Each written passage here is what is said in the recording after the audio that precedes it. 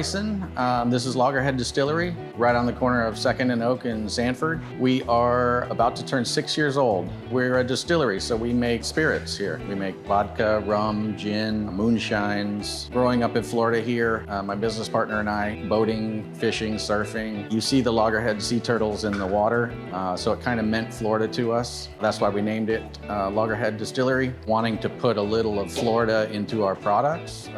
It was kind of a natural fit for us. We donate $1 from every bottle purchased to what we call the Spirit of the Ocean. That is a collection right now of 3 different donation recipients, all of their sea turtle hospitals, their coastal science schools, cleanup, ocean cleanup, and that sort of thing, coastal conservation.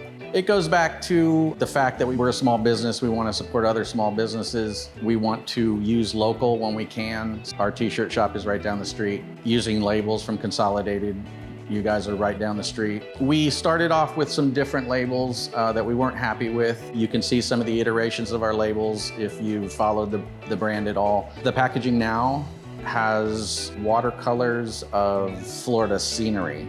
If you turn the label on the side, a lot of them have Florida animals in particular. So we have like the sea turtle, we have the Florida panther, the black-tipped shark on one, scenes of orange groves and things like that on our packaging. We've actually won a gold medal for package design for the key lime gin, which features the Loggerhead sea turtle on the side. Well, initially, of course, you look around for your vendors and you do comparison of pricing, quality, things like that. Consolidated was our first vendor that we used. It was important to be able to go down, meet the people, have them show us samples. Consolidated is a big player in the label industry. You know the quality is going to be there.